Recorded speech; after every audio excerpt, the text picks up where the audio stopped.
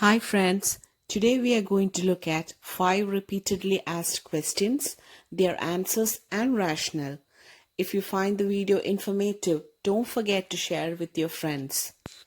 The first question is, in a client with atrial fibrillation, what should the nurse monitor the client for? The options are, the correct answer for this question is option 3, cerebrovascular accident. The rationale is, in atrial fibrillation, there is poor emptying of blood from the atrial chambers. Thus, there is increased risk of clot formation around the valves. Cerebrovascular accident is a common complication of atrial fibrillation. Now moving on to the next question, which is the early symptom of renal insufficiency? The options are, the correct answer to this question is option 2, polyuria. Polyuria, as you all know, is an excessive or an abnormally large production or passage of urine. Dysuria is painful or difficult urination. And oliguria, as you all know, is a decreased production of urine. Usually it's said like less than 400 mils a day. Hematuria is blood in urine.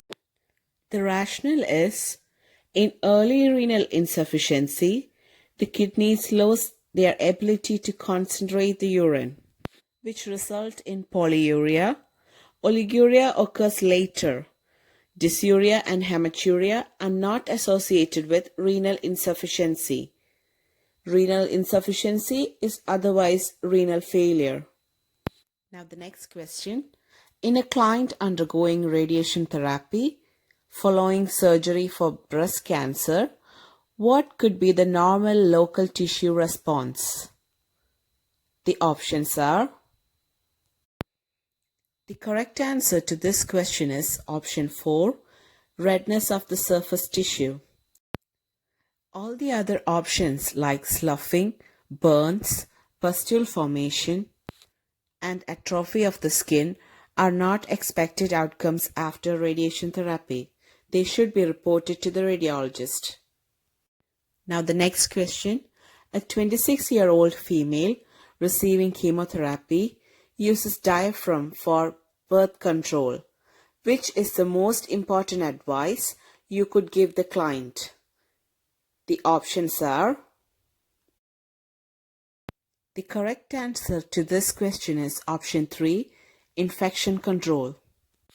A client receiving chemotherapy is at high risk of becoming neutropenic. Infections could be fatal for neutropenic client, so it's very important to discuss about infection prevention in clients receiving chemotherapy. Now the next question. For an 8-year-old child with Hirschsprung's disease and chronic constipation, which food should be included in child's diet to increase dietary fiber? The options are, the correct answer to this question is option 4, popcorn. The rationale behind this is, popcorn is high in fiber, and foods high in fiber help the bowels to move. The other options given like fish, apple juice and white bread are not high in fiber. I would like to give an explanation for Hirschsprung's disease.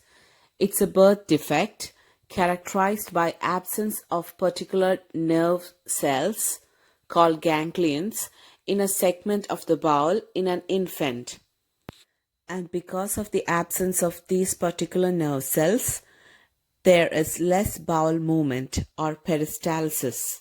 There's less peristalsis and therefore the stool is backing up in the intestine, causing chronic constipation. Thank you guys. Thanks for watching the video. If you think the video was useful and informative, please do share it with your friends. And please go through my other videos for more questions. See you soon with a new video. Take care. Stay safe.